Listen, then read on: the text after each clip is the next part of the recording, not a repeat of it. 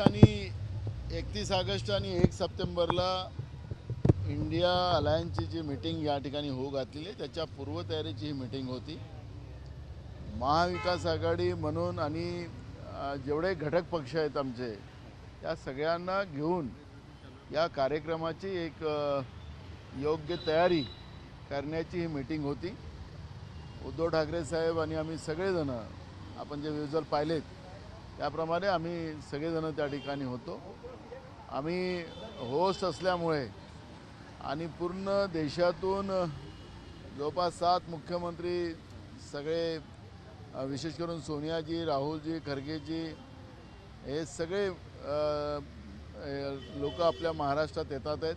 त्यांचं योग्य स्वागत या ठिकाणी करता यावं आणि महाराष्ट्राचा इंडिया आघाडीचं एक मॅसेज संपूर्ण देशामध्ये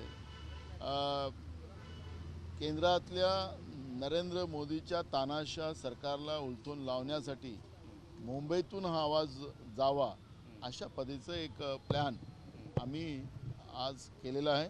त्या पद्धतीची ही तयारी होती. पवारांनी जी सभा घेतलेली आहे, पवार म्हणाले की मुंडेंना उलटून टाकेल इथली जनता. बिलकुल. आता जे कोणी BJP सोबत जाणार, BJP सोबत भय आणि भ्रष्टाचाराने काही लोक जातील.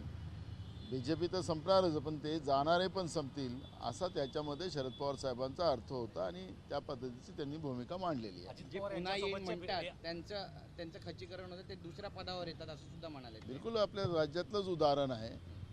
देवेंद्र फडणवीसांचं उदाहरण सगळ्यात मोठं आहे. आता नरेंद्र मोदींनी ते उदाहरण घेतलेलं आहे म्हणून ते खालच्या पदावर येतीलच. अजित पवार यांच्यासोबतच्या भेटीमुळे जो संभ्रम निर्माण झाला होता तो आजच्या शरद पवार यांच्या भाषणामुळे तो दूर झालेला असं वाटतं का? तुम्ही अजूनही स्टेटमेंट आमचं तपासा, संजय राऊतांचं असो की माझं असो, आम्ही सांगितलं होतं की जनतेमध्ये संभ्रम निर्माण होत आहे आणि शरद पवार साहेब एक ज्येष्ठ नेते आहेत आणि या सगळ्या घडामोडी होतात ते त्यांच्या पक्षावर याचे परिणाम होतात आहेत. महाविकास आघाडीवर कुठलेही परिणाम होणार नाही अशीच भूमिका आम्ही त्या काळात मांडलेली होती.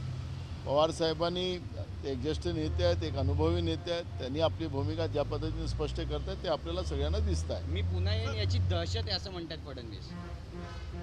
त्याने आलेच नाही ना, दहशत कुठं आहे. त्याच्यामुळे आता तर भारतीय जनता पार्टीची उलटी गिनती सुरू झालेली आहे हेच आपण पाहतोय.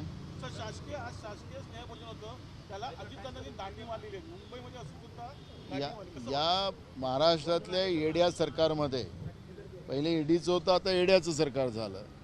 या सरकारमध्ये कुठलाही समन्वय नाही. त्यामुळे महाराष्ट्राचं सरळ नुकसान होतं आहे, महाराष्ट्राच्या जनतेचं नुकसान होतं आहे आणि या येड्या सरकारमुळे जनता त्रस्त आहे सगळ्या स्तरावर. मग शेतकरी असतील, आमचे तरुण मुलं मुली असतील, बेरोजगार असतील, गरीब व्यक्ती असतील, सगळे लोक राज्यातल्या येड्या सरकारमुळे परेशान आहेत हे आपल्याला पाहायला मिळत आहे. जे आमदार झालेले आहेत त्यांना मंत्री झालेले आहेत बघायला मिळाले नाही राज्य पातळीवर. आज सगळे बाहेर आहेत त्याच्यामुळे ते येऊ शकले नाही. बरं, ज्या पद्धतीनं घटक पक्ष आहेत, शिंदेसोबतचे जे घटक पक्ष आहेत, बच्चू कडू म्हणतात की जर अजित पवार मुख्यमंत्री बनले तर वाटोळं होईल असं त्या पक्षामध्ये फारच या सरकारमध्ये सगळंच घाणच घाण आहे. त्याच्यामुळे या सरकारबद्दल आता जनतेमध्ये सुद्धा तिटकारा आलेला आहे, राग आहे. आपल्याला पाहायला मिळतं त्यांचे आमदार काय बोलतात, त्यांच्या प्रत्येक आमदारांची वेगळी भाषा आहे. त्यामुळे त्यांच्यावर फार काही बोलण्यापेक्षा जनतेचे प्रश्न काँग्रेस पक्षासाठी महत्त्वाचे आहेत आणि काँग्रेस पक्ष ती प्रश्न घेऊन आम्ही वाटचाल करतो आहे.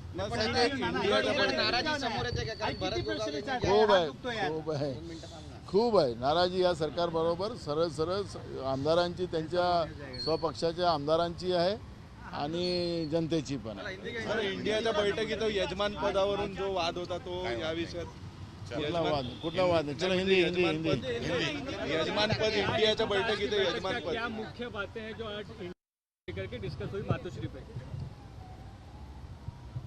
31 अगस्त और 1 सितंबर को जो इंडिया अलायंस का मीटिंग मुंबई में होने जा रहा है, ये मीटिंग बहुत अच्छे से हो और केंद्र में जो नरेंद्र मोदी की तानाशाह सरकार जो बैठी है उस सरकार को सत्ता से बाहर करना यही मकसद है, क्योंकि इसी मुंबई से महात्मा गांधी जी ने चलो जाओ का नारा लगाया था और 150 साल जो अत्याचारी अंग्रेज की सत्ता थी उसको यही मुंबई से पूरे देश में आवाज़ गया था। उस समय में भी महात्मा गांधी की आवाज़ थी, अब राहुल गांधी की आवाज़ है। और मुझे लगता है कि मुंबई की ये जो इंडिया अलायंस की मीटिंग जो है वो बहुत अच्छी हो, इसीलिए आज मातोश्री पे हम लोगों का एक मीटिंग हुआ और एक प्रॉपर रणनीति, एक प्रॉपर एजेंडा उसमें हमने डिसाइड किया। एजेंडा क्या कुछ रहने वाला? सरकारी प्रोग्राम का काउंसिल जनरल का आज मुंबई में ऑर्गेनाइज किया गया था। बकायदा सीएम और फडणवीस दोनों मौजूद थे। अजीत पवार नदारत थे। कहीं ना कहीं आपको लगता है सरकार में ये सरकार में गड़बड़ी बहुत है। ये सरकार में आपस में जनता के पसीने का पैसा लूटने की एक होड़ लगी हुई है।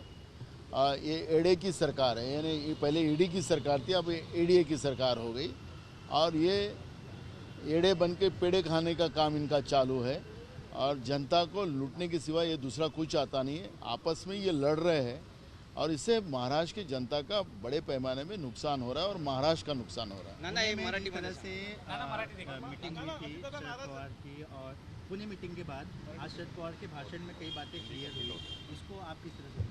देखो, उनके शरद पवार जी एक जो बड़े नेता है, उनके पार्टी की बागडोर वही संभालते हैं और जो कुछ घटना हुई उसमें एक जनता में संभ्रम था, उस बात का हमने खुलासा उस समय भी किया था।